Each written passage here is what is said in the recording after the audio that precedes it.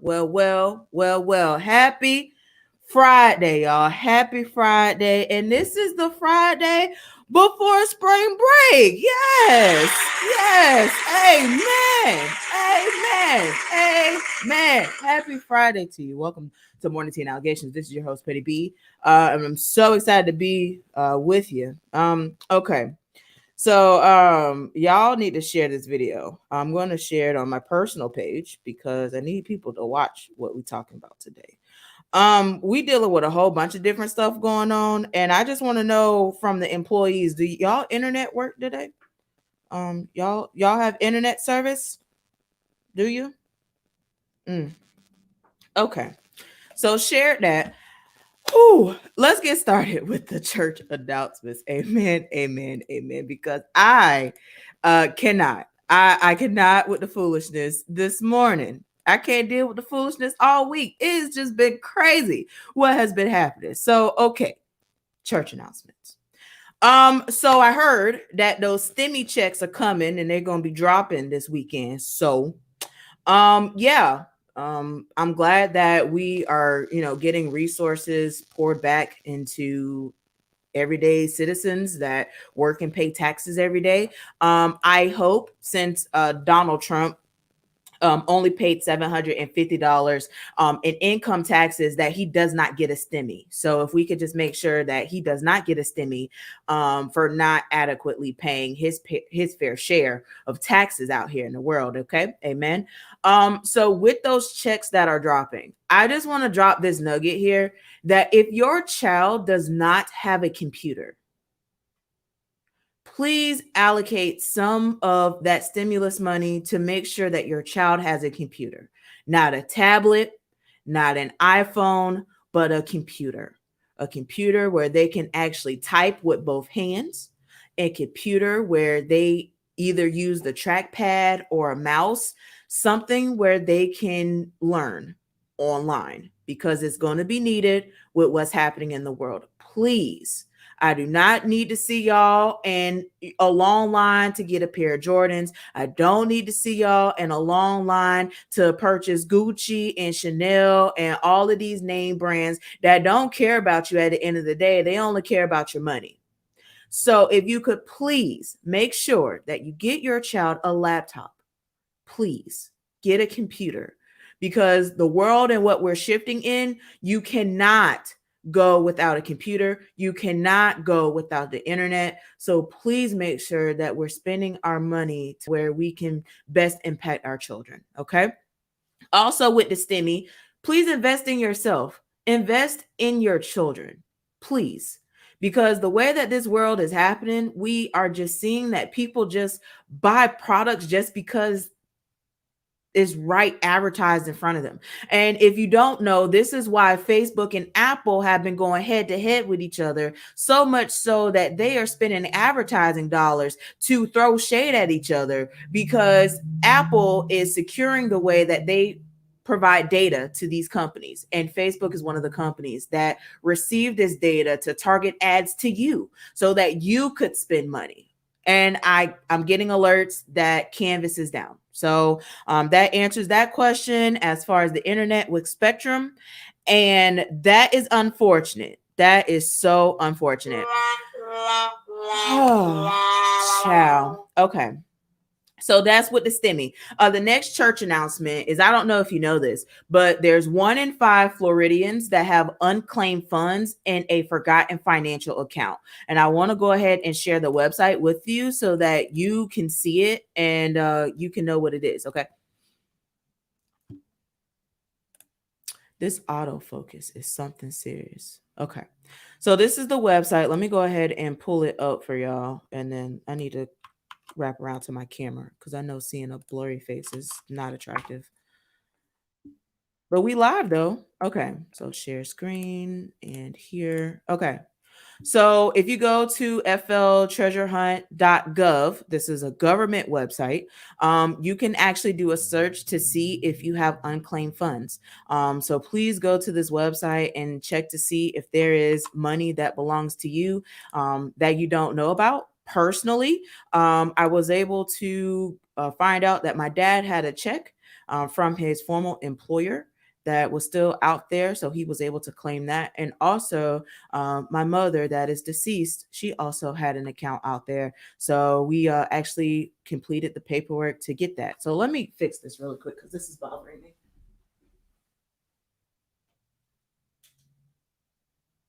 All right. There we go. Boom. Okay. So please go to that website again, fltreasurehunt.gov, and see if you got any money. Okay. See if you got any money. Let me know. Okay. And then the next thing I want to tell you about is about these gas prices. There's a hashtag that's trending right now, and it's fuel price hike. And so some of that has to deal with what's happening in Nigeria. But if you notice, the gas is skyrocketing. So we need to say a prayer in that because I don't think people understand the ripple effects of what happened. So that is going to impact our airline industry, our trucking industry, is going to impact the way that we are receiving goods and services. If you haven't noticed already, you have seen that we're dealing with food deserts, food scarcity. We're dealing with issues with, basically a company, Nestle, that is just clearing out, our water, our natural water because of these water bottles. There's a lot of stuff that is taking place. So you have to be intentional. So I'm just bringing that up to let you know that please be conservative when you use gas and be mindful because it's going to be some really serious impact if we don't get that under control. And then the Florida Opt-out Network, they published an update on March 7th, 2021. And so they've provided opt-out letters. They have provided verbiage that you can use for opting out with the FSA. So please, please, please, please, please have a plan for the standardized assessment. Now, I want to give a shout out to Senator Chevron Jones because he actually had a roundtable with Richard Cochran. And so basically what I've gathered, and I will link that so y'all can watch it because I think people need to watch it. Although, Richard Cochran kept wanting to praise Ron DeSantis for his leadership, there was something that I caught, and he did say that he does not want to penalize those schools, just for collecting data, and that we need to test the kids to see where they are, but they shouldn't be penalized. We need to take that one step further to make sure that we get that in writing so that we can hold him accountable for that. Because the issue with the FSA is that it's going to disproportionately impact children that look like me. And it's going to disproportionately impact children that have not learned English as their first language.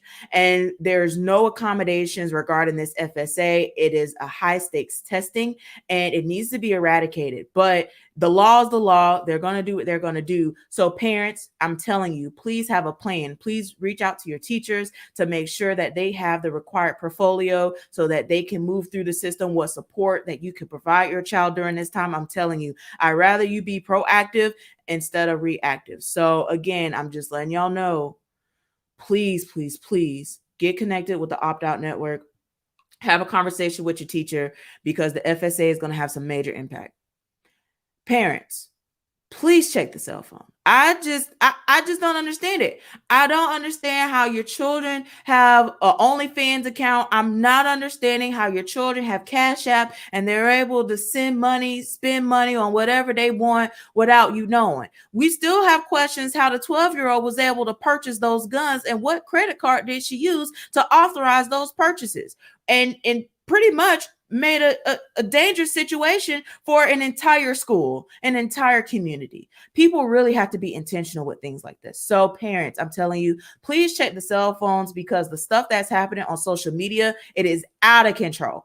And so the fact that I have to come on here and make school board entertainment for y'all to pay attention is beyond me. But I'm here with my sage, my teacup, and we're going to get in transition because we have a lot of stuff to talk about. So thank y'all for the church announcements. And of course, we have to play the disclaimers because again, my Facebook page is not a democracy. And, please keep that same energy, please. Okay. This job is just something that I do to educate folks on what's happening with our school board and our local counties. Okay. I am a certified whistleblower and a snitch. And I understand that I might ruffle some feathers and some people might not like me, but I go to say I don't gossip. I just provide the receipts.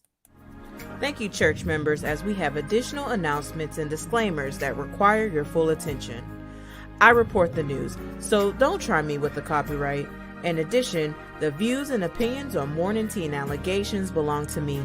If you have any questions, bring your receipts so that we can talk. If you get froggy with me, don't expect me to go high and be the bigger person. I will clap back and sage later. God is still working on me. Thank you for your attention and govern yourselves accordingly. Amen. Amen, amen, amen. So I hope that you are listening to those church announcements. You understand what's going on, because again, don't get mad at me, man. I'm just providing the receipts, and somebody has to do it. Somebody has to follow the money, because it's very clear to me that these school board members haven't been following the money, and the internet is down for the third day in a row. Oh my goodness. My goodness. My goodness. The internet is down for the third day in a row. Okay. Let's go ahead and change my background, because we need to actually talk about these receipts. Let's talk about it, okay? So receipt time. So I promised that I was going to talk about Pinellas County School District, because, you know, it is something that needs to be talked about. And I just want to just tell y'all again, because I feel like I have to keep repeating myself, because people like to come with these incorrect narratives because their hands aren't clean and they need to throw some dirt to try to deflect on what they're doing. Okay. So in Pinellas County, they're dealing with some serious issues. Number one, we're still dealing with the surgical quarantine, where they pick and choose who they want to quarantine. And it's so interesting, because you'll have, you know, a classroom, and you'll have certain kids that, you know, are quarantined, but the rest of the kids are not. And then the teacher is not quarantined, although they probably had impact with the students that they pulled out. So they pick and choose, you know, who they want to quarantine, because that's less paperwork for them. And it's very unfortunate, because there's a lot of stuff that is slipped through the cracks when you don't have a system or process done with fidelity. And obviously we've never done this before. So we're going to have obstacles. We're going to have hiccups, right? And so there's grace extended there. But when you continue to lie and not be truthful about your process, it makes it hard to come up with solutions. So that's why I go to the superintendents. This is why I go to the school board members. If you are not going to be transparent about your policies, and if they are effective or ineffective, then please don't get upset when people are coming with criticism and potential solutions, but you fail to see that, because you are stuck and you believe that what you're doing is right and is okay. And you just believe what you want to believe. And so with the surgical quarantines, we have a lack of nurses in Pinellas County schools. So, you know, when we talk about keeping schools safe, I think a school nurse is something that should be a priority, at least to screen the kids and make sure that they're okay. But when we have schools that have lack of nurses, what do we do in those cases? So again, I just think that folks really need to be intentional with that, because it's just something else.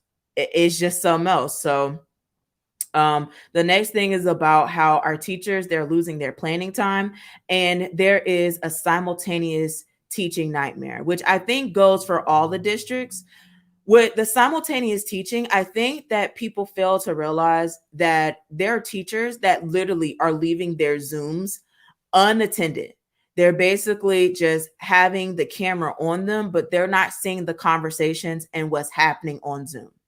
What's happening on Zoom, if you go to TikTok, Instagram, YouTube, you will see that there's content creators that are targeting your children to send them their classroom codes so that they can Zoom bomb the classrooms. This is why these headlines never go away. I've been telling y'all about Zoom for a long time. And the fact that people still are out here setting up Zooms without the correct settings is beyond me. There are resources out here, folks, to protect your Zoom classes, to protect your Google Meets, to protect your Microsoft Teams. However, it does not protect you at all when you have students giving the secure information to these content creators to Zoom bomb the class. There's no way around it unless the FBI, who have made these threats that they were going to hold these people accountable, actually go to YouTube and do it, because these content creators are actually generating money on YouTube because of ad revenue. There are ads that are being played on these videos, and these content creators are getting money just by students sending Zoom codes and creating and recording content of classes being infiltrated. This is something that's very real. I have shown it on the underground. I believe that was episode 5 or 6. Don't quote me, but it's all on the Teaching for the Culture website where I expose this very thing that's happening. And if you don't think that that's happening in your local school district, you you have no idea what's going on then. You don't. Okay. So there's a town hall that is taking place. And I just want to thank God for the opportunities that are just coming my way, and with the organization and the people that are so close to me that are in this fight with pure intentions to advocate for our kids.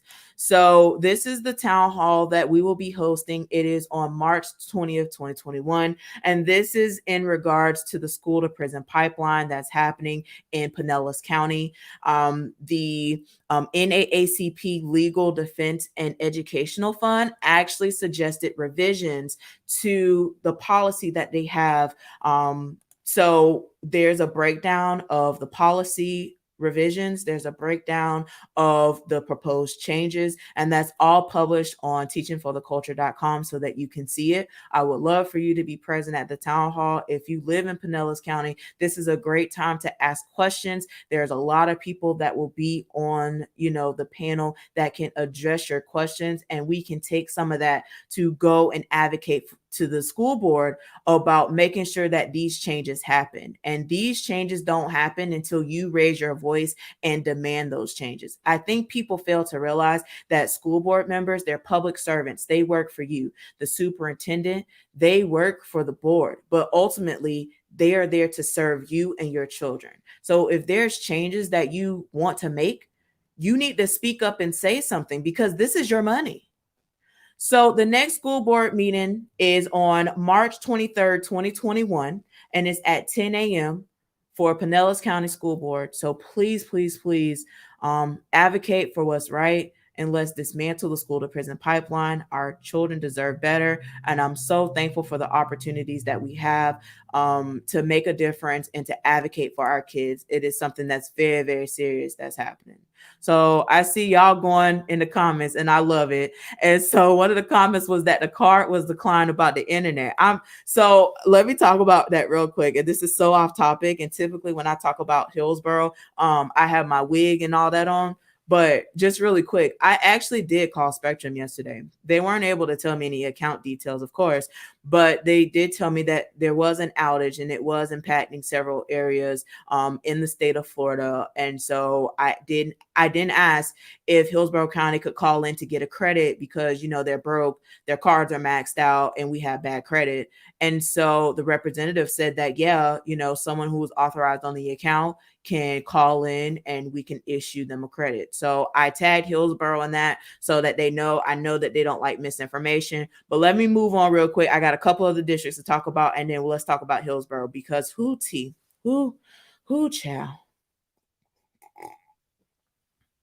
the tea is hot. Okay. Manatee County, they have a meeting on March 23rd. That's at 4 p.m. And the board is having an executive session to talk about collective bargaining.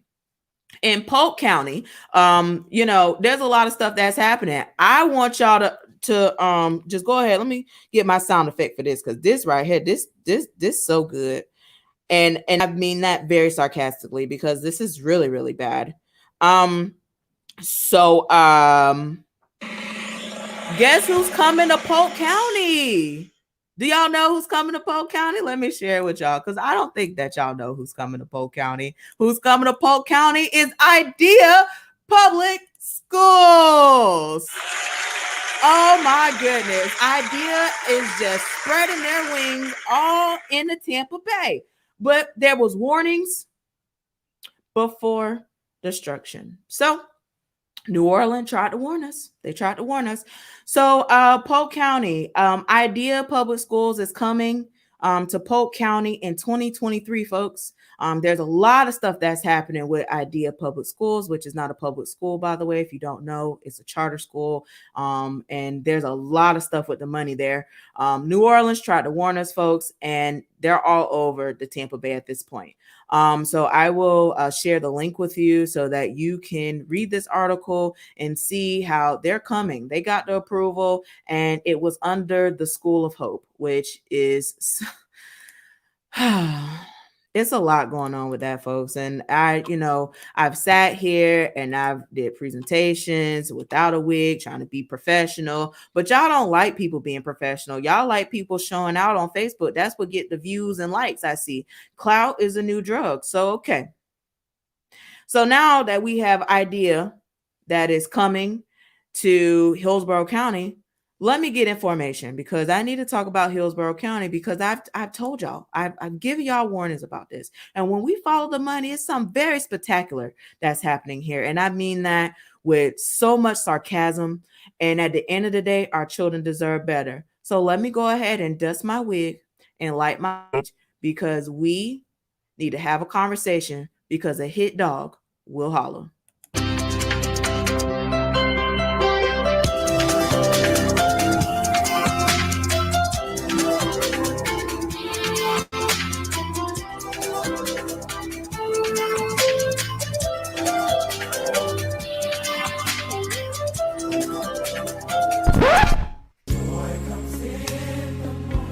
Troubles, they don't last always. Troubles, they don't last always.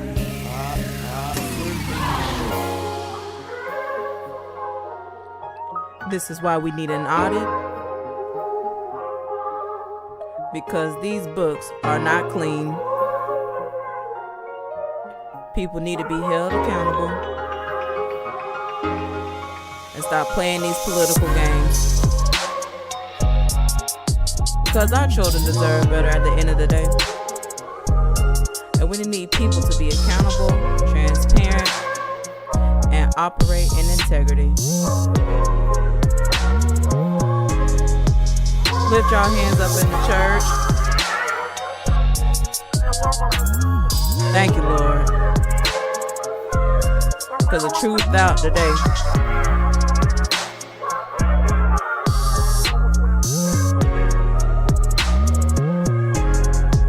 Now the district's exposed.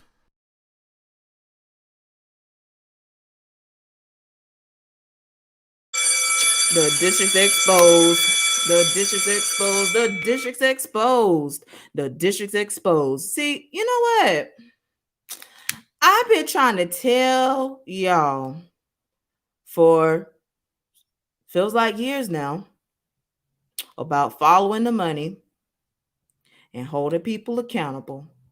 That our children deserve better, that we lead the state in our school to prison pipeline. We have the lowest school psychologist ratio in the state. We're arresting more juveniles than any other county in the state of Florida.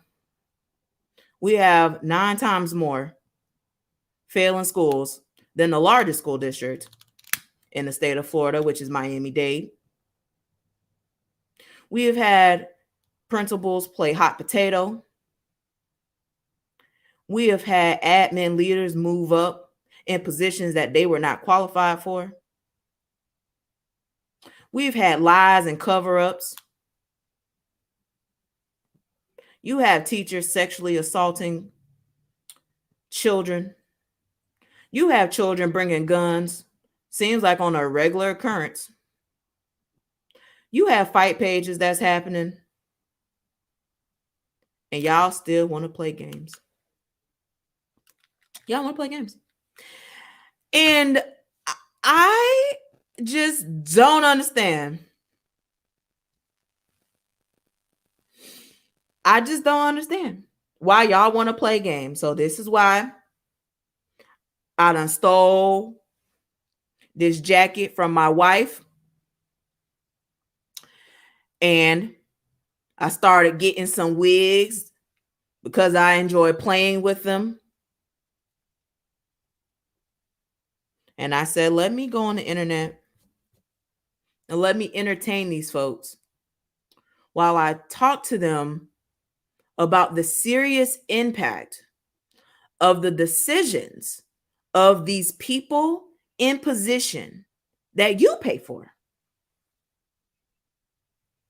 and how we need change, how we need people to be accountable, how we need people to be transparent, and how we need people to operate in integrity and to make sure that our children are a priority.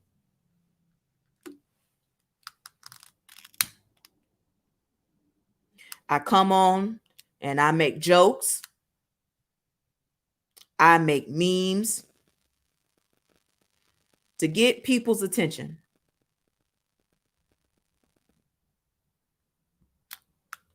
Meanwhile, we have no headlines of all the killings that are taking place in the Tampa Bay area. I'm so tired of hearing gunshots. I'm so tired of hearing screams. I'm so tired of hearing the trauma that our people are facing. And then now we add a global pandemic on top of it. And you have people that play games and lie and shift narratives. And now we're here. The seventh largest school district in the nation is broke. The cards are maxed out. They have bad credit. And the internet has been out for 3 days. There's an assessment that the state mandated for Hillsborough County to take in our lowest performing schools, some of which were going to already be taken over by the state and either turned into a charter or permanently closed down. This was before Addison Davis got here. And I was right here with my wig and my teacup showing you the receipts, showing you the agenda from the Florida Department of Education, because that, folks, is public record. I watched where Addison Davis advocated and said, we are going to turn those schools around. There's a new sheriff in town, and I'm paraphrasing. And please give us another opportunity to make things right. And then the pandemic happened. Then a whole bunch of stuff just started happening. And now we're here where we don't know if the state is going to give Hillsborough County grace because they've had internet issues, because they've waited to the last minute to administer these tests to the schools that are pending closure due to their persistent low performance.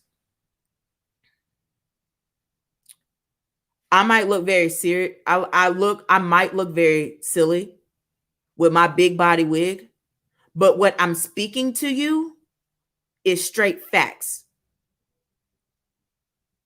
I might not say everything correctly. I might not structure my sentences the way that it needs to be structured. I was a student that was pushed along the system too with an IEP. What I'm telling you is facts. The state has been talking about Hillsborough County Public Schools. This is not insider information. There were Zoom meetings about it. I was present to one. And I was present to a lot of phone conversations that's happening in Tallahassee because of who I'm married to. And the state looks at Hillsborough like a joke. And as they should, because we've been here before with school board members that want to protect the adults more than protecting the children. Where we have school board members that only hop into the seat just so that they can create political clout to move to another position. Because we have folks that are not intentional about school board and what their duties and responsibilities are until some mess happens. People knew about the school board when it was talking about the reopening of schools and how politicized that was. You had school board members in Hillsborough County in a private, secret Facebook group discussing something that they were going to vote on. That was talked about. Screenshots were provided. Crickets. You have school board members that have made a pledge to the taxpayers that they were going to be fiscally responsible and accountable. And now we are projecting $100 million deficit, and none of them have any answers. You have educators that are ready to walk out because they are seeing nepotism. They are seeing flawed policies. They are seeing how these policies aren't consistent. One policy for one person is not the same policy for another person. So when we talk about school culture, when we talk about staff morale, the same staff morale that was not addressed, where Addison Davis decided to go to a Super Bowl party, was very dishonest about his location and his whereabouts. He said he was stuck in traffic and he was late to a school because he wanted to attend a party. And he was captured out there without a mask on. And he decided to go to a school where there's teachers that just had a baby, teachers who just survived breast cancer, teachers that have underlying health conditions. And he takes his behind to school, and he has yet to publicly apologize for putting these people at risk. Addison, you're calling press conferences and orchestrating events, and you didn't even notify the parents that these kids were going to be in the media. That's problematic in the population that you serve at that school.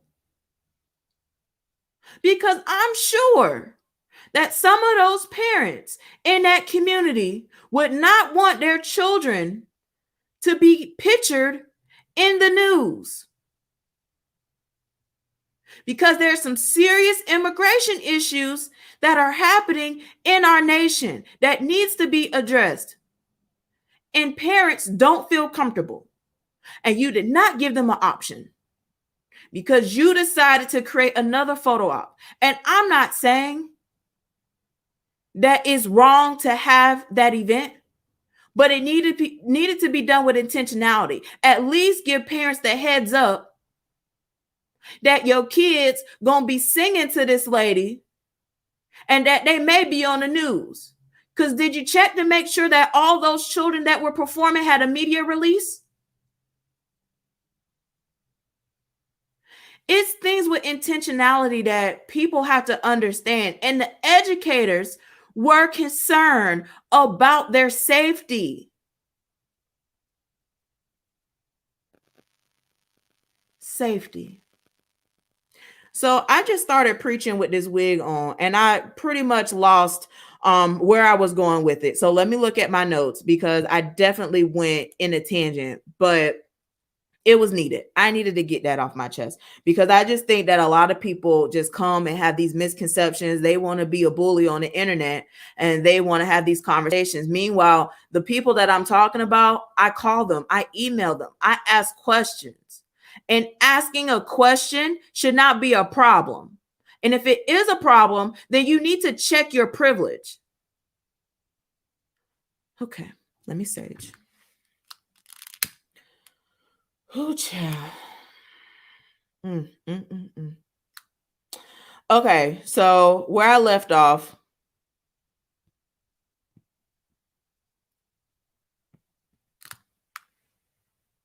was a school board meeting recap. And I need to recap the school board meeting because there was a lot of mess with it. First of all, the public comment was just lit. So I don't know where these anti-maskers came from. Like, did they have a secret group that they were in to orchestrate all of these people coming at the same time? Maybe it could be in the same group that Melissa Snively and Steve Kona and Dr. Stacey Hine was in. Maybe it was in that group. Maybe y'all should go check. But anywho, so all these people decide to come out here and say that they're anti-mask, and we're trying to figure out this nurse who was up there with this 4.0 GPO saying that you could get cancer with the mask. Now, I'm not here to debate this stuff. Okay, just be mindful of other folks. They have guidelines to say wear a mask. Just wear a mask. Like, just all this mess because you just want to fight and debate and you just want to talk about your rights. Meanwhile, there's people that's dying out here. Like, stop being selfish. For real. So with this board meeting, there was one person that came, and I'm glad that somebody talked about it this school board meeting, because it seemed that this board meeting, we barely talked about what we needed to talk about.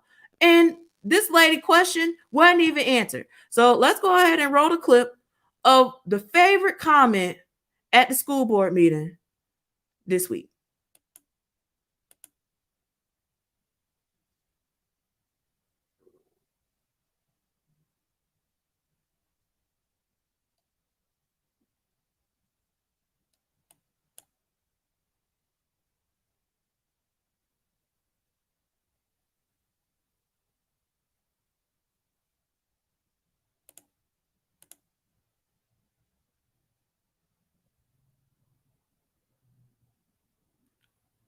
Wait, why does...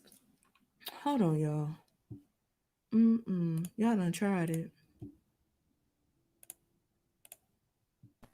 There you go. Good afternoon, school board members. I'm Allison Fernandez, and I am here to ask you about fiscal accountability and what you are doing. It's my understanding that many of our school sites have been overspending their budget. And I do understand that there have been many different funding cuts, et cetera. But where is the analysis that compares their actual to budget every single month? A business would do this. A business can run out of money. You all are spending my money, and I want to know, why was this analysis not ever done? We should have known much sooner that our school sites were overspending, and we should have been taking measures to address this. So who is responsible for performing this analysis every single month, and also the budget process? When I served on Temple Terrace City Council, which is much smaller and a smaller budget, we still had every single department chair stand in front of us, or department manager, stand in front of us as a council and explain why their budget consisted of the dollars that they were requesting and what they were doing and why they needed them. So again, that's a question that I would like you all to answer. Where is this analysis for when we're establishing the budget to make sure they are real numbers? And I know that you mentioned something about using units. Units should correspond to dollars. So there still should not be an issue with managing by unit and overspending dollars. So thank you for hearing me. Thank you so much.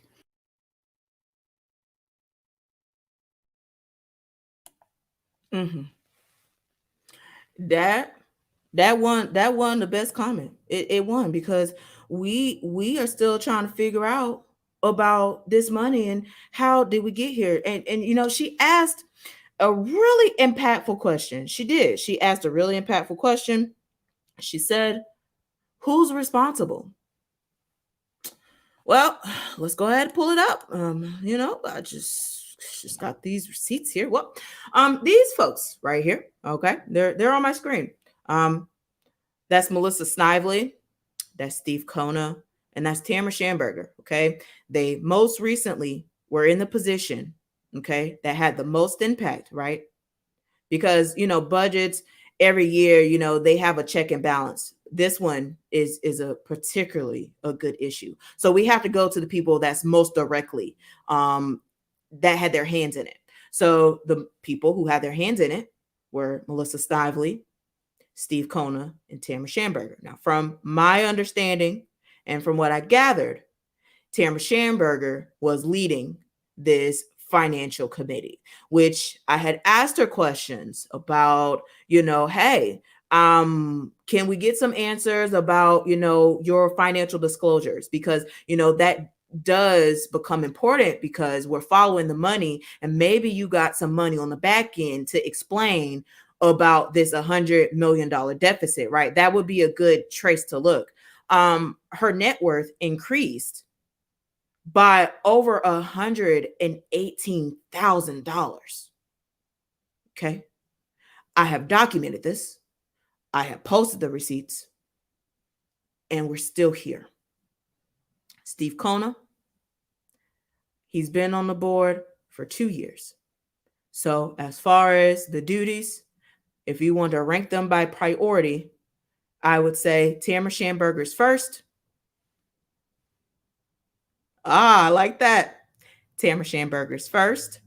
Then you go to Melissa Snively, and then Steve Kona. So y'all see that order and hierarchy? So if you want to know who's responsible, the finance committee that is responsible for having high-level conversations with the CFO for the 7th largest school district in the nation with a $3.3 billion budget. We're going to go to the finance committee and we're going to start with the chair. That is Tamara Schamberger. And when you ask about that, please ask about her financial disclosures that she had to complete as a politician and how her net worth increased and how her salaries that she reported and the reported income doesn't match up.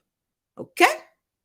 Then you move to Melissa, who I'm going to show you a clip of her asking questions about the finances, which I'm just trying to understand how you didn't know what these documents look like, sis.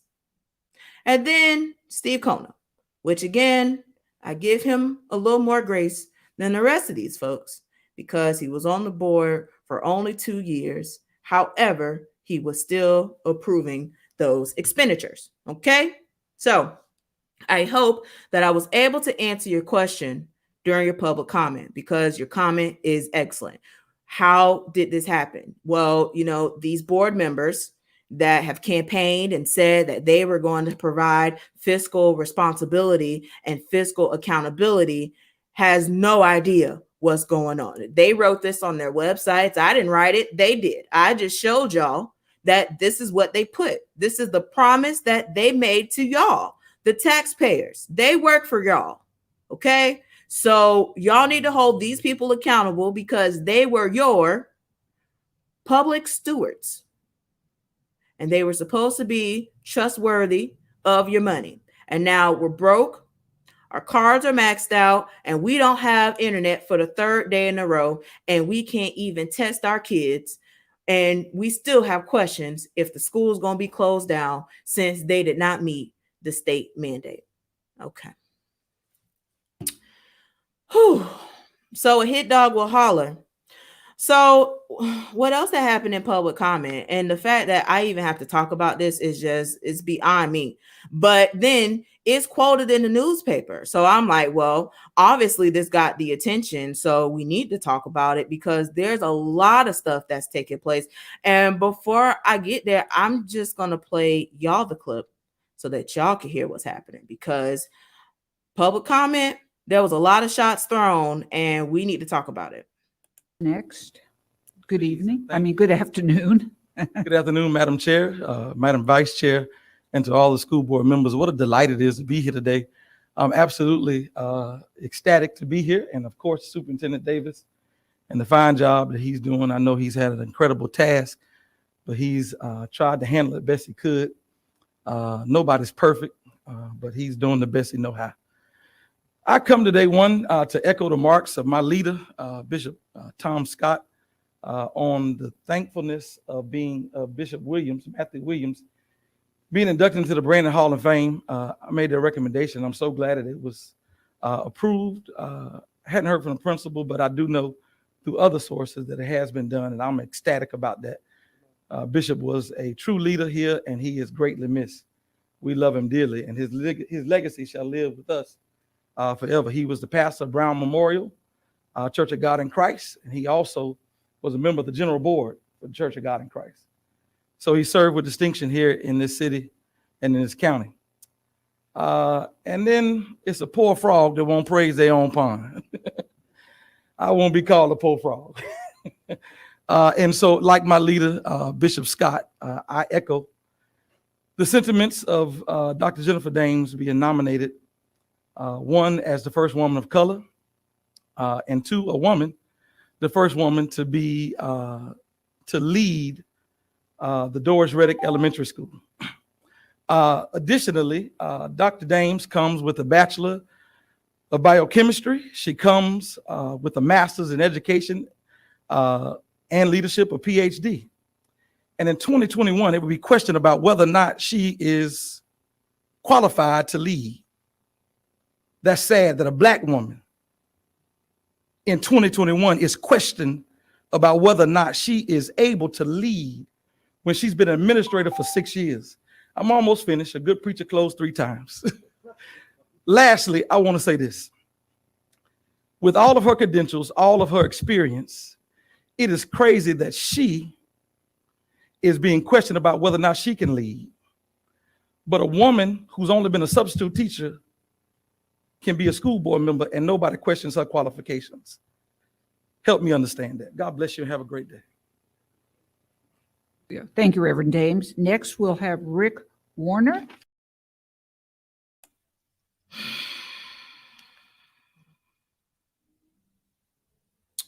Okay. I need the sage for this one because this is personal.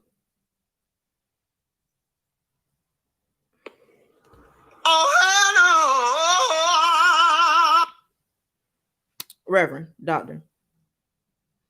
Now, I called you back, bro. So, you could call me back, okay? So, sir, you come up there to the school board meeting, and I guess you throwing a shot at Jessica Vaughn for asking a very valid and legitimate question. Honestly, I was going to let it go. I was like, honestly, I was going to let it go and let God. And I was like, okay, I'm sure that Jessica Vaughn will address that. That's not my fight. I'm going to keep quiet. And that's my position. That was my position. And then there was these different narratives and extra things that happened. And I'm like, I don't feel comfortable about this because the question was valid. Now, you threw a shot at Jessica Vaughn for asking a question, and I want to know who told you that Jessica Vaughn asked the question. In fact, why did you single out Jessica Vaughn for asking the question? Because I got emails from Dr. Stacy Hahn and Melissa Snively about this same issue. Now, let's be very clear. Jessica Vaughn cleared the record and essentially, Reverend, read you for filth because number one, you was loud and wrong. And number two, that was so disrespectful to do and then throw God's name in it. I'm not here to be personal with you. I'm not here to do that. I'm here to do what God called me to do. And what's right is right and what's wrong is wrong. And again, I don't gossip. I provide the receipts. Now, how I got involved in this situation was educators reached out to me. So just to be very clear how this works, because I think that some people just be thinking that this is just delusional, or maybe I just sit on my computer and just make stuff up. Folks, there are employees in Hillsborough County, in Pinellas County, and Manatee County, and surrounding counties that give me information. In fact, there is a whole Padlet that is created where they're freely able to talk about their issues, and I read and have conversations with them. My inbox is literally a floodgate because I am a whistleblower. That's my job. On top of the other stuff that I do, I am a whistleblower. And these employees trust me enough because they know that I've been retaliated against. So I know how to keep them secure. I know how to keep them safe.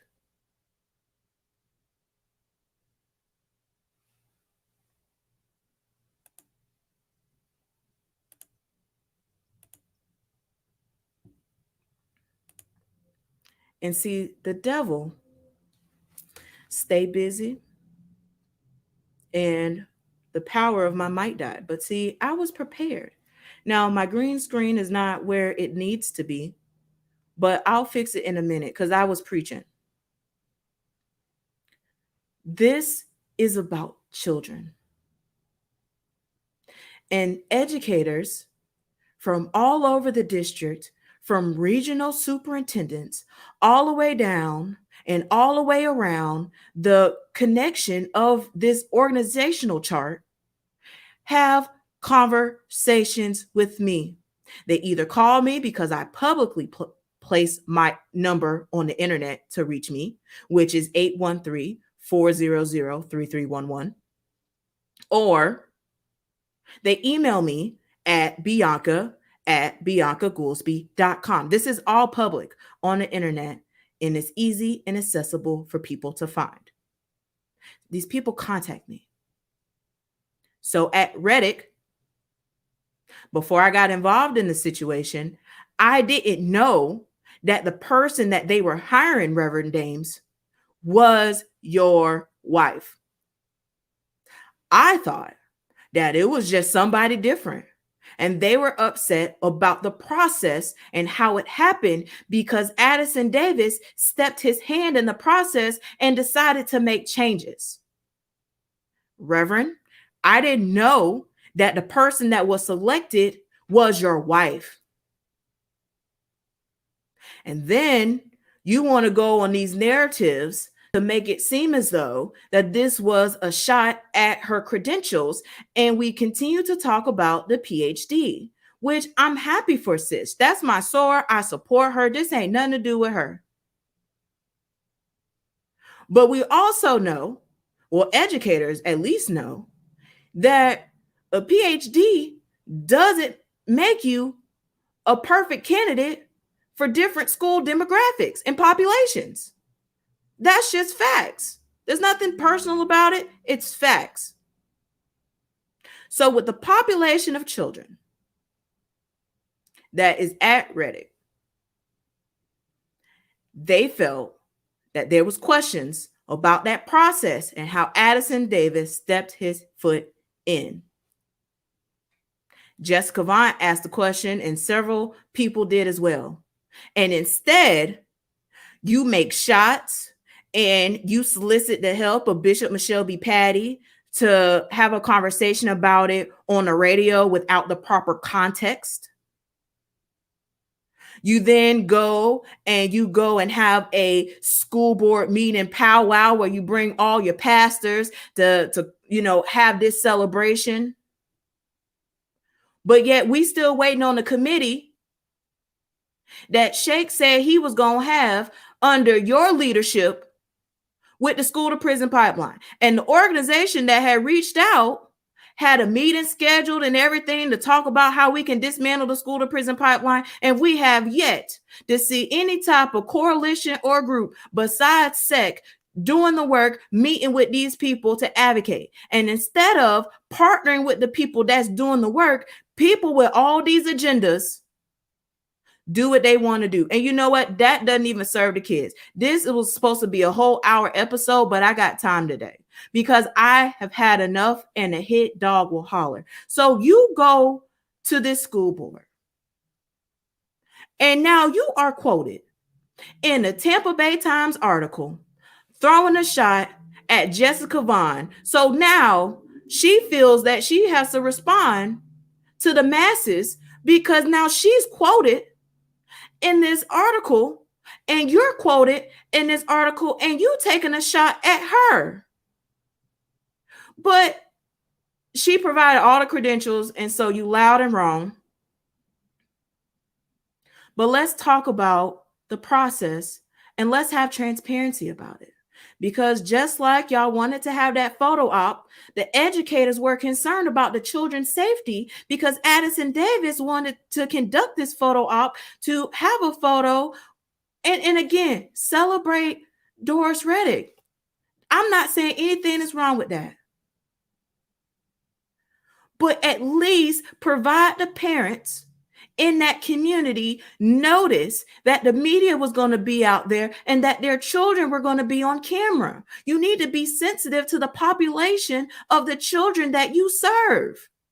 That's leadership. So, okay.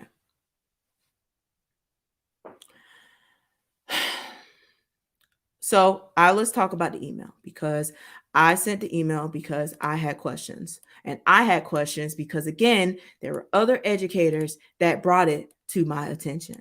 And I'm going to share with you what I said and how this thing completely got out of control because people, it seems as though with unclean hands, don't like accountability. So I'm going to share the receipt. And I will read it to you because this is public record. You can request my email. So I sent an email to Addison Davis and all school board members. And I said, "Good evening, Superintendent Davis. This was on March 1st, 2021.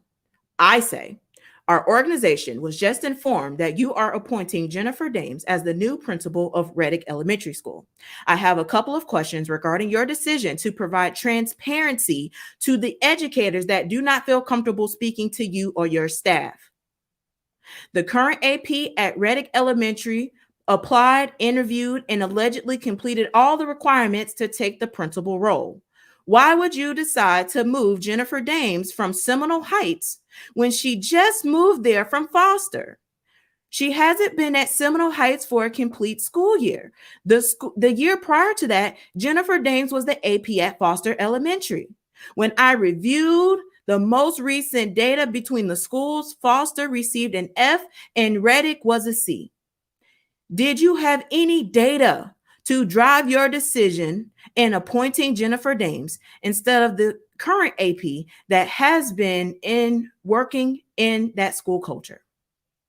The teachers at Reddick are not happy with your decision, and it will impact the culture of the school. Guess who that harms? The children. The teachers believe your personal relationship with Reverend Glenn Dames has provided Jennifer Dames a position that other educators have been waiting for. I look forward to your transparency regarding this decision that will impact different school cultures in the midst of a global pandemic." Now, if you've been following along this journey, I talked to you about this email. Now, my Patreon saw the email And if you were a Patreon, you had access to this. Okay. So you're just now seeing it if you're not a Patreon. So I sent that strategically at the CAC meeting because I wanted to know what Addison Davis was going to do. I'm looking at this camera, and it's actually this camera. And this is really bothering me, y'all. So let me go ahead and get information.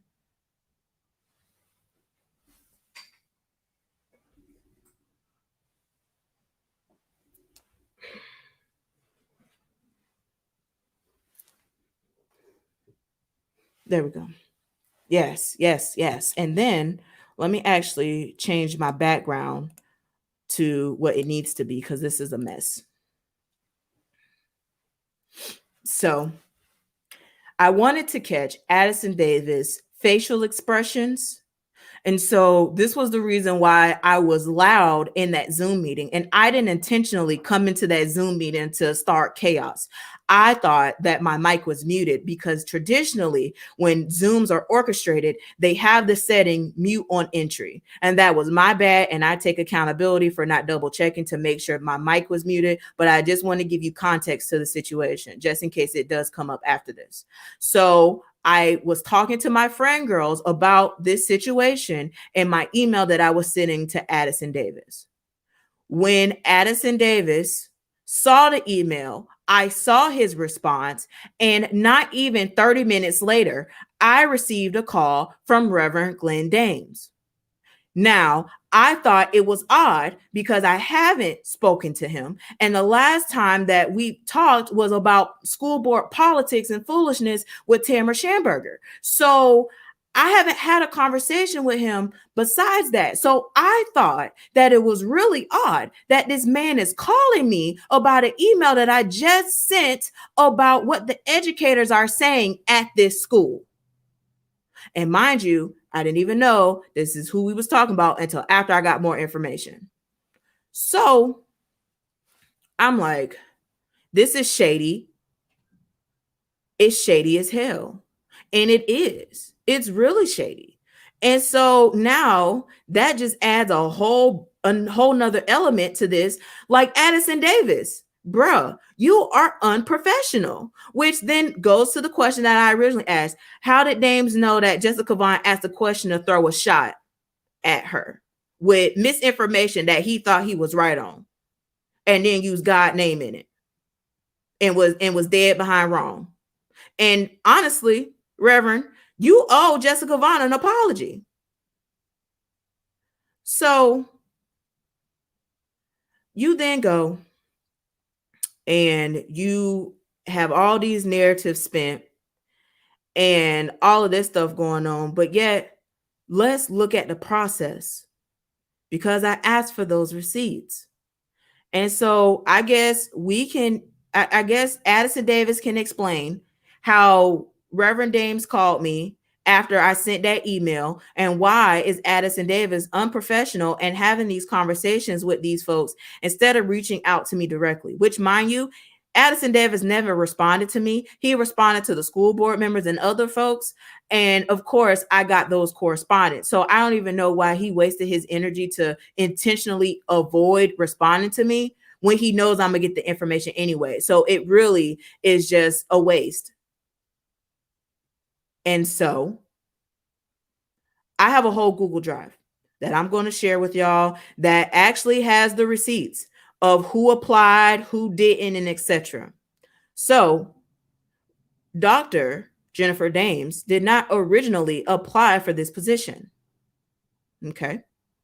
Now, there was a whole panel of 7 people that interviewed a list of candidates that actually applied. Okay. And so I have the notes of the scorecards in this Google Drive, and you are more than welcome to see the receipts. In fact, since I have it up right here, let's go ahead and share my screen with you. Okay. So this is the folder. I'm going to copy and paste the link so that you can have access to it and you can look at it for yourself.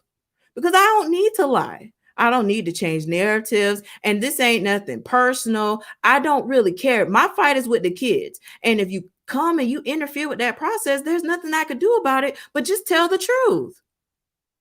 So there were 2 panels of interviews. There's a question on the floor, and I'm glad that you asking this. Why was it the same interview panel used for round 2? That is a good question. And when I tell you who's on the panel, y'all gonna have to have more questions to ask because I'm literally getting this information from the district. This is public record, folks. So as much as y'all try to lie and all that type of stuff, the law makes sure that we can get this information. This is why more people like me need to be out here getting these receipts because people lie, receipts don't.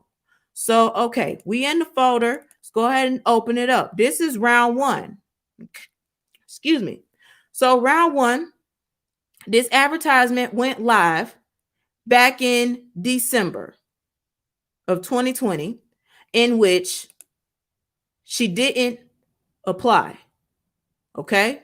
So we're going to go through this document. You're going to see all the people that apply. Again, public record, folks. Okay. These are all the people. There's no Jennifer Dames on this list. Okay. Let's keep going. Let's keep going. So then this is the scorecard. Okay. You have a person that scored a 20.5. Her name is Brooke. She works at Foster. She scored the highest and was not even invited to round 2. Why did round 2 happen? Let's talk about that. But I just want to show you how in-depth this document is. This is 136 pages of public records of the notes that 7 people on this interview team, the original interview team, did with these candidates. Okay. Okay. Now, you have another round. Now, how did this other round come about? Well, I have an email to explain to you why. Okay. And the way that this is set up and the way it was forwarded to me, I can't share my screen, but what I will do is I will take a screen capture of it and I will put it in this Google Drive in about 30 minutes and you'll be able to see it for yourself. This email says, and this is from the chief of elementary schools. This is someone who just came on board with Addison Davis. Somebody had reached out to her about this, and she responds and says, "Thank you for reaching out to school board member Stacy Hahn, sharing your concerns. We certainly appreciate your advocacy for students and the staff at Reddick Elementary. Based on past year school accountability data, Reddick has earned a C and D grade. To push the teaching and learning culture to greater heights to improve student achievement, Superintendent Davis worked collaboratively with district staff to appoint Jennifer Dames as principal of Reddick Elementary based on the following reference points. Full rubric interviews were conducted with multiple district personnel in attendance." We're going to get to that because the original panel had 7 people and then the second panel had 3. And the people that's on the panel, they need to come up to the front of the congregation because we have some questions. Okay. The second bullet, the superintendent didn't score any interviews and was not involved in the selection process. Now, there's another email that says that Addison Davis didn't sit for a round of interviews, but then there's another email that says something else. Again, I'm going to post all these receipts to make sure I keep everybody secure and private in the matter because I respect people's privacy when they tell me about this stuff because I'm a whistleblower. Okay. Number 3, there is a clear, I don't know how to pronounce that word, so I'm not going to say it. But basically, they're saying that it was a clear distinction of Jennifer Dames as the highest scoring candidate, which the highest scoring candidate for the first round actually scored higher than scored higher than Jennifer Dames. I'll show you the receipts in a second. So the person in round one actually scored higher than Jennifer Dames, yet she got the job. And so this is why people have questions. Okay. Miss Dames served a total of 4 years as an AP in Hillsborough and other Florida counties. And then Reverend said 6 on the dais, so we're gonna have to count that out. And then she's a current cohort of the PNP Preparing New Principals program, as there are other principals which have been in the district's prior practice. Yeah, and so that pipeline that educators been waiting years to become a principal were skipped. And you have educators that are from Tampa who have been in Hillsborough County Public Schools. They are pissed. They are pissed. They are pissed because they go from pipeline to pipeline. The district plays all these games and play hot potato to not let them become a principal. And now you got in here, and their perception is reality, that you got in here and you made sure that Addison got in there, you made sure that Shake got in there, and now you got your wife as a principal, when yet she was just at an AP at a school that is about to be closed down due to their persistent low performance. And she was there for 2 years, according to. So again, there were questions on how can she be effective in a C school. Again, valid questions. We did not question her PhD. We didn't question any of that. The question was the data from the educators that were upset about the process and how this happened. So then Addison Davis explains that in round one, he felt that no one in round one was ready for principalship. And so, also important to know that the chief of schools said in her email that Superintendent Davis did not score any interviews and was not involved in the selection process. But then Addison Davis himself in the email says that he was present for round 2 and didn't score any candidates. So do you understand how shady this mess is? And do you understand why I literally have to act a fool on the internet? Because these people be lying. You have a chief of schools under Addison Davis saying he wasn't involved. And then Addison Davis says, and because he talks in third person, is the weirdest thing I've ever seen before. But he talks in third person, which is very interesting if y'all go back to the archives in Clay County for some stuff that I found out after he got hired. But anyway, so he says Superintendent Davis was present but didn't score any candidates. But your chief of school said something else, that you wasn't involved at all. The question is, who's the chief of schools? She's the chief of elementary schools, and I'm talking about her name is Jennifer Yardy. Okay. So let's go back. So the panel that he said was conducted consisted of the chief of elementary schools and regional superintendents.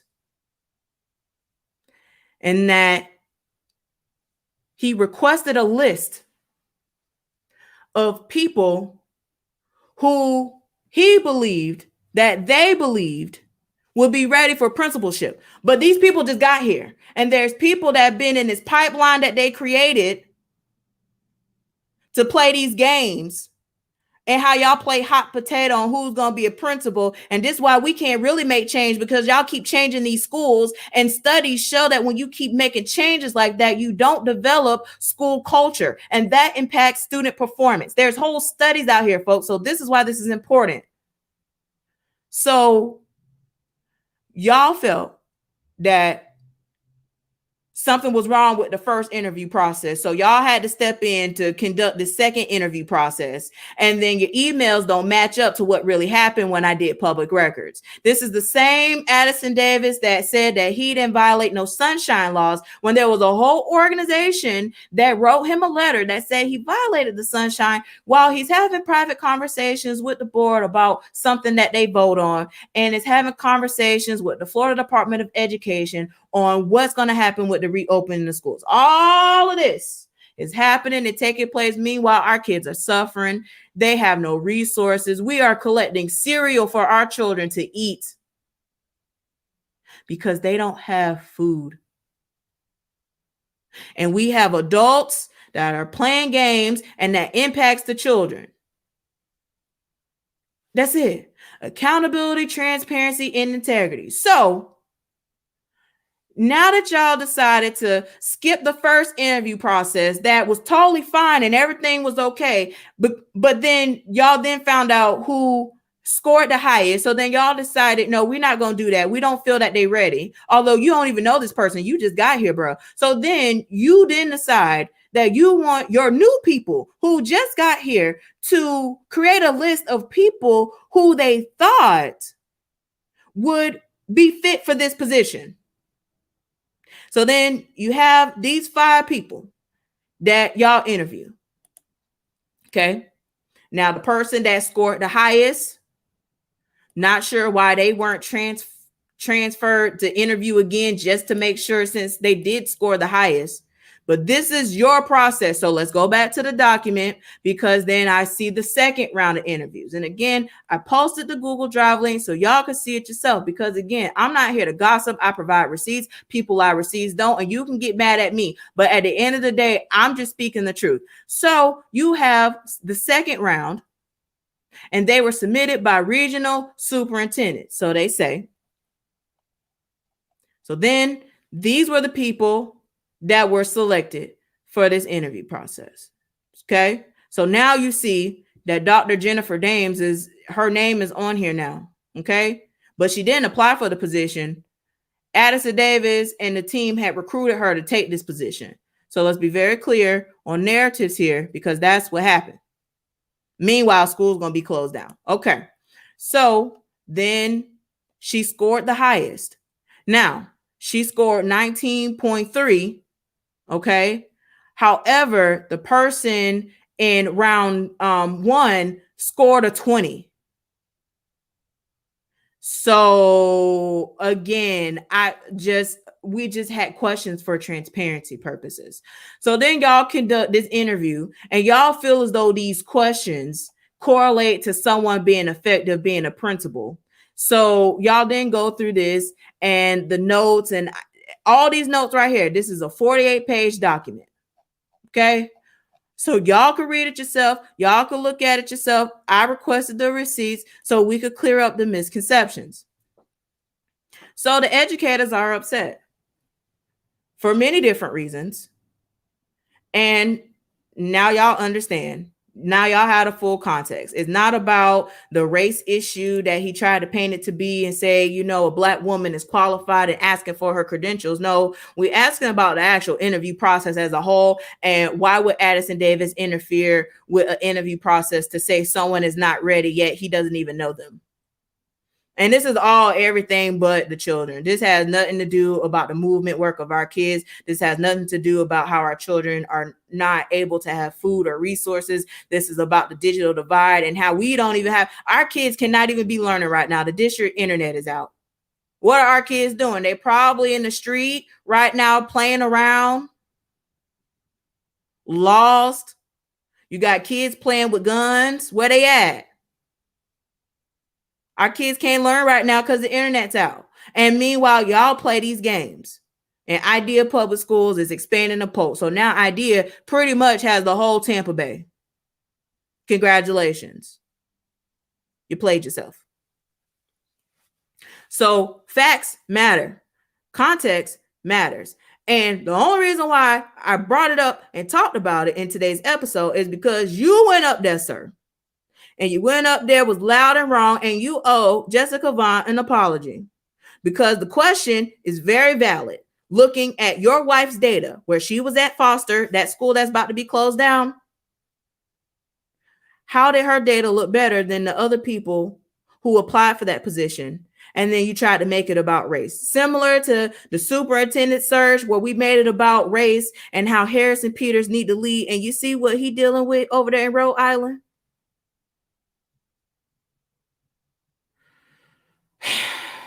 The games that people play on the backs of our children. And meanwhile, they still looking at how they going to cure this $100 million deficit. They don't even know they able to meet payroll. They out here playing games, and you got this ugly behind building that might be for sale that they don't even want the building because it's a hot mess and they only want the land. So all those innovation projects that they try to do in that ugly behind building, that's your tax dollars that's gone. That equipment that they wanted to spend so that they could broadcast meetings, but they pick and choose what meetings they want to broadcast. You know, that's the money that y'all pay for. This is y'all money. These are these people responsible for the well-being of your kids in Hillsborough County, folks. This is nothing private. This is nothing secret. This is nothing personal. This impacts your kids. This impacts future generations. If you don't have a child now, the decisions that these people are making right now are going to impact the children that you will have later. And the mismanagement of this school district has been a laughingstock in Tallahassee. And meanwhile, schools might be closed down because they didn't adhere to the state mandate where they had to test these kids to get an extra year to try to turn it around before the School of Hope comes in, which ID is one of them, and take over.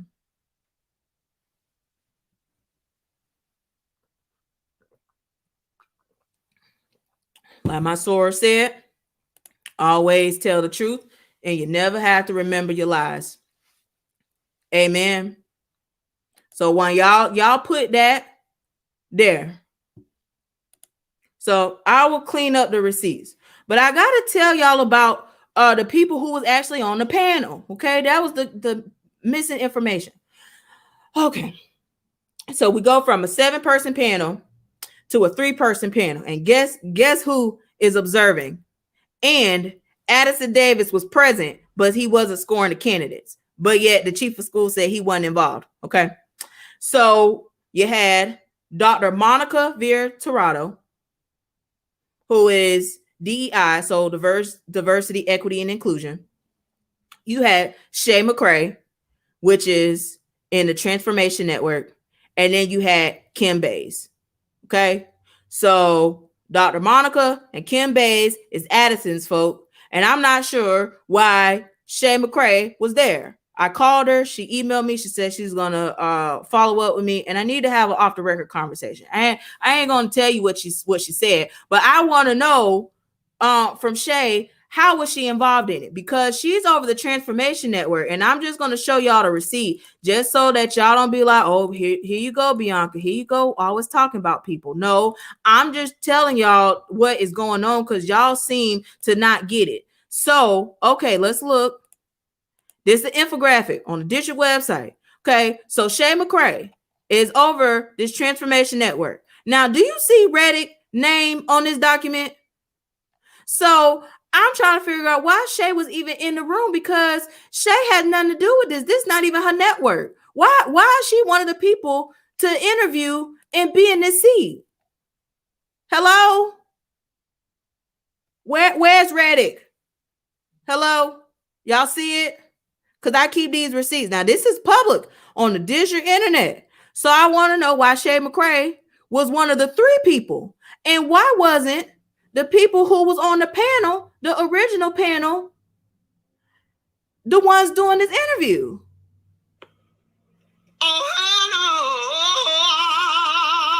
Okay, so if y'all have some questions, I suggest that y'all start asking. This is a valid, legitimate question, and it is not about no personal feelings, because the educators at the school feels that it's nepotism. Because how y'all decide to pick this, you have someone in DEI who just got here, and then you have Kim Bays who just got here, and they were tasked They were tasked to find a principal capable of leading this school. Meanwhile, there's educators that have been waiting for years, had to go through special programs that did make sense, that was not effective, and still waiting on a position. Y'all know that y'all have APs that are Black right now that was told that they got to go find a job, that they position about to be cut and they gonna have to find a job. They ain't providing them no help. And then if they go and be in the classroom,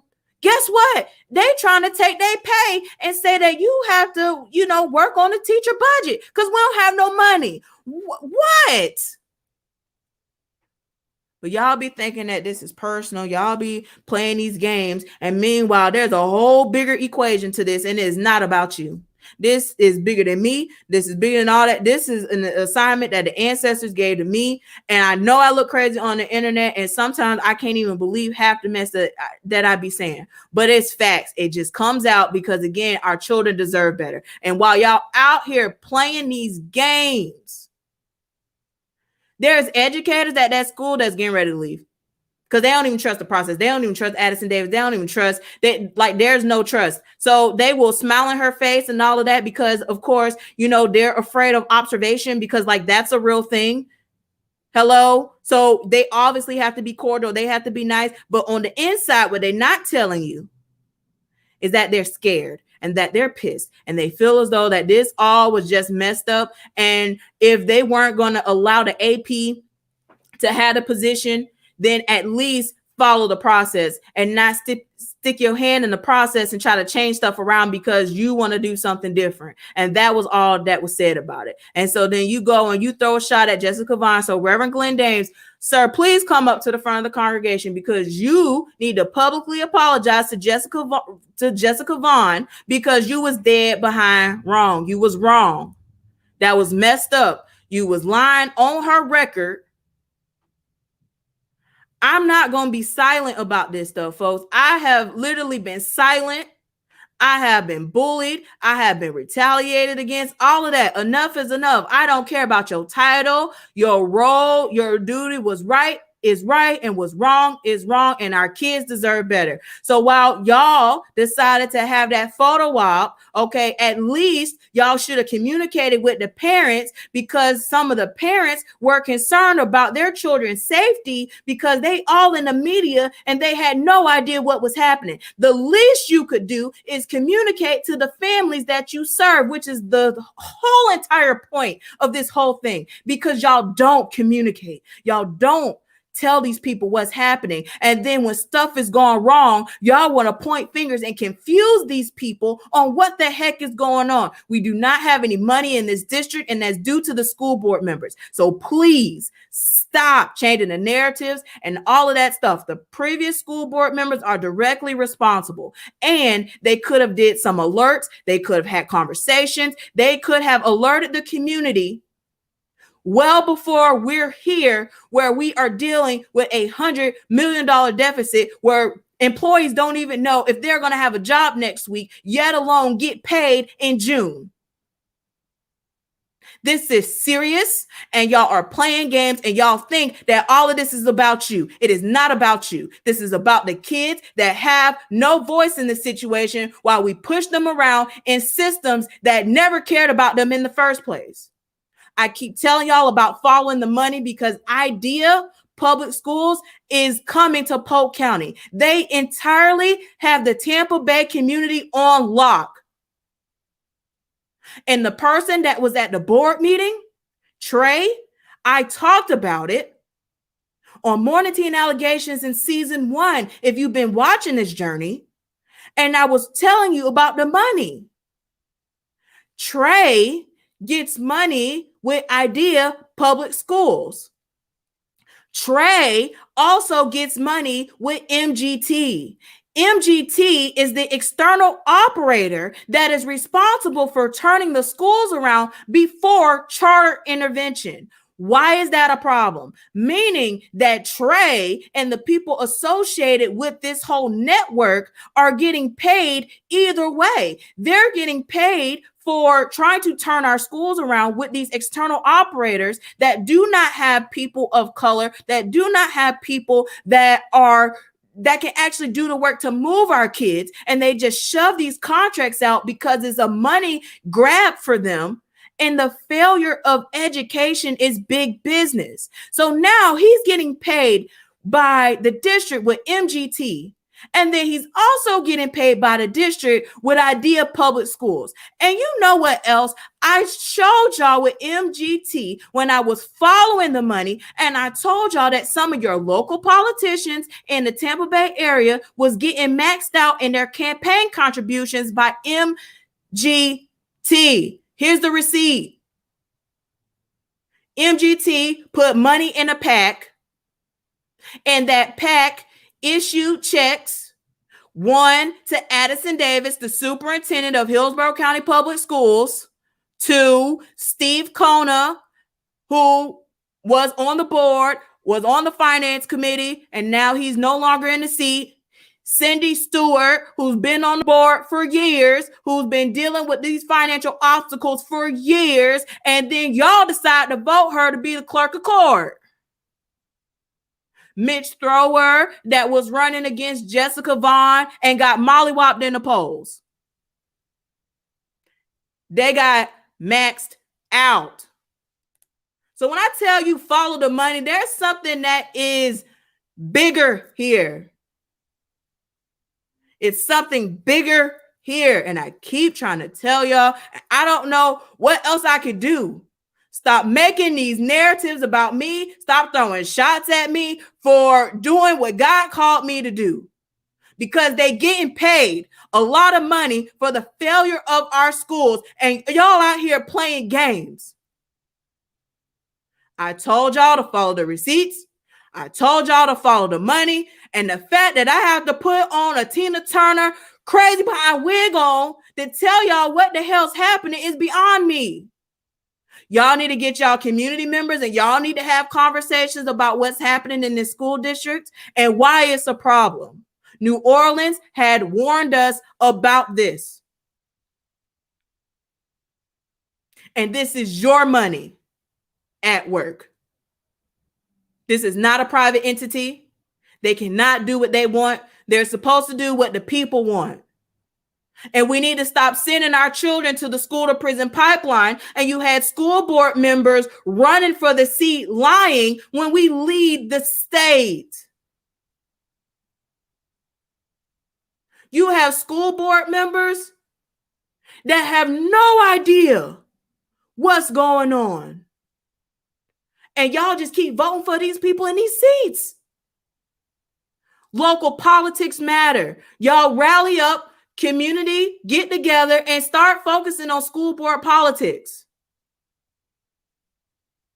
You have school board members that have been sitting on the finance committee, and they are quoted in the newspaper saying that they don't know what the hell is going on. The corruption of Hillsborough County Public Schools is right in front of you. We have nepotism. We have straight up lying. We have contracts being approved. You have security officers driving these police rated vehicles, and we have no idea what's going on about that. You have all of this stuff that's approved. And now these board members want to throw shots at people for holding the right people accountable. And then here we go, a hit dog will holler. So I hope all this talking y'all doing, board members, the ones that's been here, the ones that's on the finance committee, I'm glad Tamara Schamberger came to the school board and gave some books.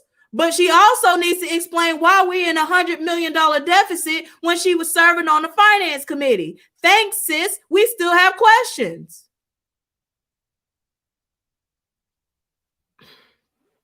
Y'all demand better. Y'all demand more. Because your kids deserve better. And this whole situation is a circus. It's been a circus. Don't even know why people haven't been paying attention to it. I send the media some of the stuff that happens. Silence. And we have all this stuff going on. This is unacceptable. And our children are harmed every single day. Y'all arrest kids all the time because they've been bullied. They've been bullied and they don't feel safe on the campus. So they bring guns and weapons. Y'all want to arrest the children for having weapons, but y'all haven't addressed the persistent bullying that's happening on the campus and what's happening on social media. I've gave y'all solutions back in 2019 that y'all need to have a task force to combat this, because y'all have fight pages dedicated to school sites on Instagram, and they're posted videos of fights that are not all logged in when y'all submit y'all reports to the Florida Department of Education, which is public record. So for the community members in Hillsborough County, this is my call to action to you. We have no money to fire Addison Davis, so I hope that y'all understand that unless the community rallies up and pay him out, that he's stuck. So that means y'all need to hold him accountable to do what he's supposed to do and not follow the politics. Because if y'all don't, it will continue the status quo. But if you are intentional, if you speak out, if you follow the receipts and you follow the money, you can demand the people that work for you to do what you want them to do. But when you're silent, you give them consent to do what they're doing. Our children deserve better. People are putting resources in the comments. Dr. Angela Schroden was running for school board in Hillsborough County, and due to politics, she didn't win that seat, but she was the most qualified person to be in that seat. This is the same person that blew the whistle about Achieve 3000. Then we hear all about nepotism, and then we hear about the effectiveness of Achieve 3000 and how kids are literally being punished in their perception to be on these computer programs. Well, guess what? We don't have the internet. So what they doing now? The internet's out. So I love y'all so much. If you're not a Patreon, be a Patreon member, please. One last thing that I want to tell you. It's actually two things. I lied. So I want to play a clip of Melissa Snively. And the reason why I want to play this clip is because I go back to these people that are in position that are asking questions that they should be well aware of. So let me play it real quick.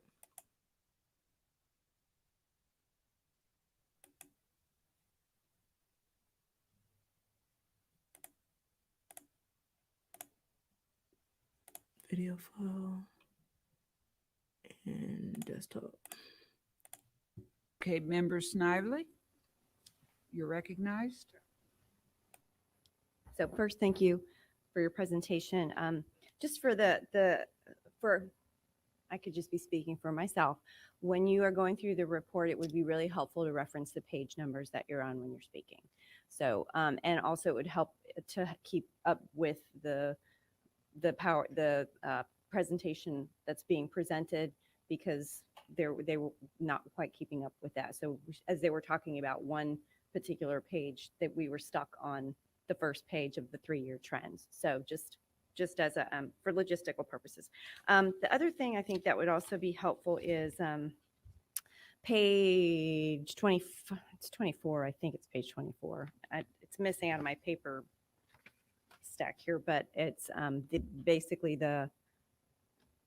I always think it's helpful to make sure that we're focusing on the month end of the general fund, and make sure that we take a moment to look closely at that particular slide to see where we are with our general fund, as well as taking that extra time to, there it is,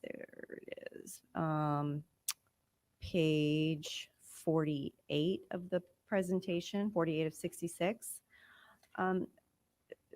What might also be helpful is right now, I know we're only doing a previous year to this year, but I think that's a little bit of partially why the board may have not noticed the trend in the fund balance, is because we're only looking at the previous year compared to the current year.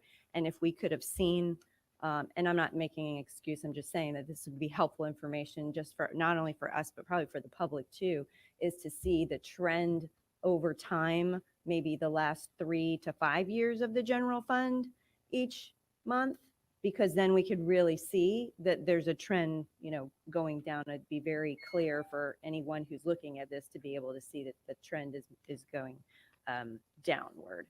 The other thing too, I wouldn't mind seeing a trend in is on page 51, which is the general fund benefit expenditures. I think it would be helpful to see, well, actually I take that back because that's really on page 61. So the pie chart that we're looking at, just to confirm, is basically the information that's presented on 61, except 61 gives us a 3-year trend as opposed to just the 1-year pie chart, right? Is that how make sure I'm reading it that way? Correct. Okay. And actually the pie chart is by function, where the trend analysis is by object. Oh, okay. So, So purpose of spend versus what you're buying. right. Okay. So it might be helpful to have that 3-year trend on the pie chart as well. And then the question I had, because there is a question in here, I promise, Okay, is that on page 61, does that include the state funding for increasing newer teacher salaries? Is that in here as well? And that's why it's going up from 184 to 201. Okay, I just wanted to clarify that. Thank you.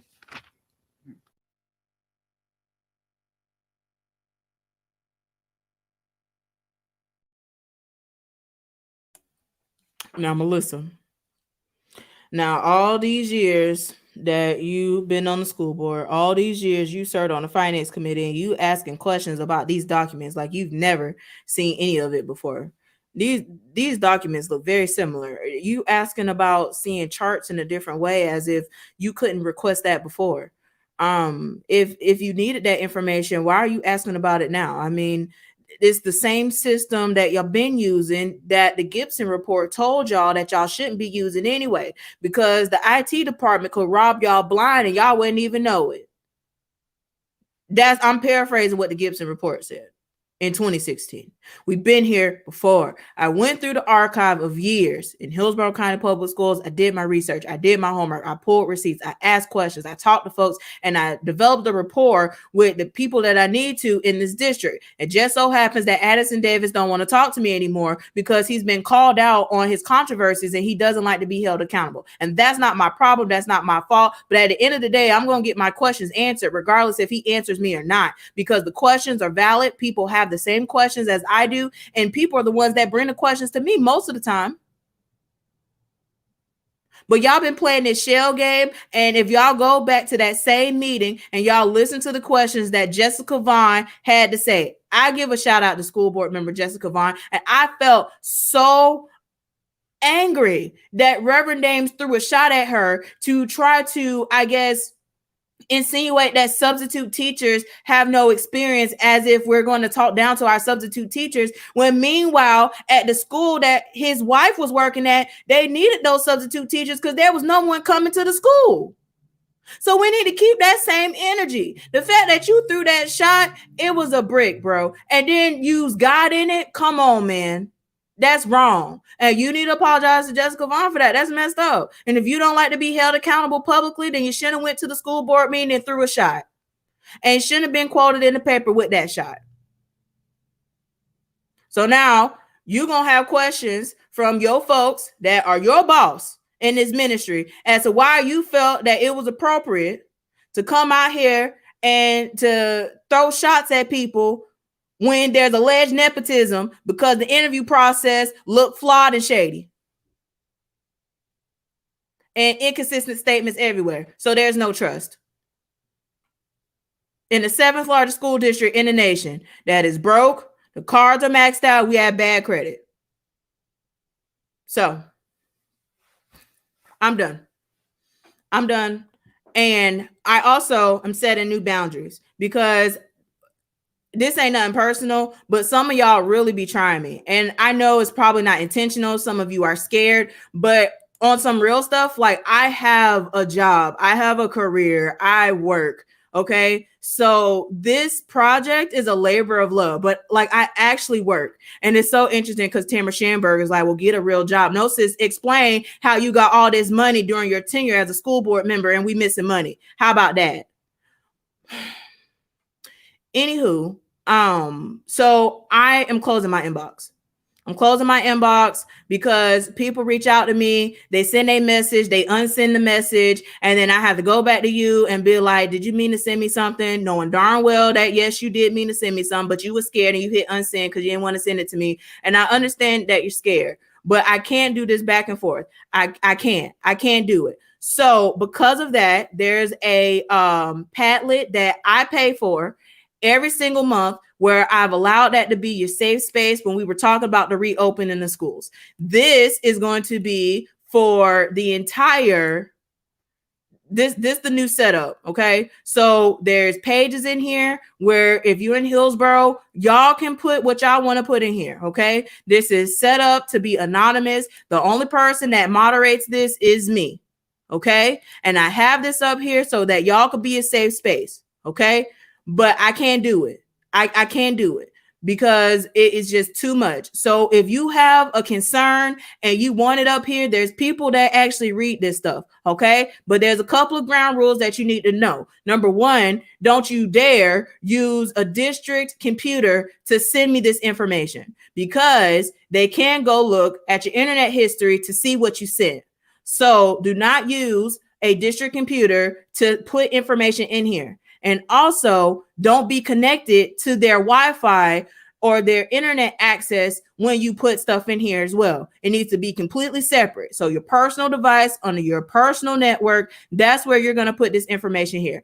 I have it for all of the different districts. Let me share that with you so you could see it because I have it for several different school districts that ask for it. And if you ask for it, I set it up. And if you're not writing in it, then I don't know what to tell you. But I pay for this every month for y'all to have a safe space. So this is the Tampa Bay area and a couple of districts that asked me for it, and I haven't seen any activity for months. So we're going to get back into it. So if you in Pinellas, you're going to go to Pinellas. If you in Hillsborough, you're going to go to the most recent page, is page 3, because page 1 and 2 is all full of stuff that y'all have to say. So inbox is closed. Please don't inbox me with stuff going on. Please respect my boundaries. And there's the link of the Padlet. I will add that on there and send your stuff there. It's completely anonymous. You don't have to put your name, and I will research any information that I can if I deem necessary. Okay. Thank you for that. And I appreciate you. So with all of that, I love y'all so much. Y'all have a great day. I've been on here for almost 2 hours. So please, if you're not a Patreon, at least support. I mean, you could literally support for $1 a month, or you can drop my Cash App, something. Okay. This is a lot of work. I'm out here in this hot behind wig with a ring light and these cameras to let y'all know that these networks are going to tear up the future of education, and it's because it's a cash grab to these folks that got their hands in a system that was never designed for kids that look like me in the first place. So again, education is a big business and failure drives the machine. Please be intentional and hold these folks accountable for the mismanagement in your district and your city, wherever you watching this from, because your kids deserve better and people be playing games. I love you and have a great day. Please keep my name about your mouth and mind your business.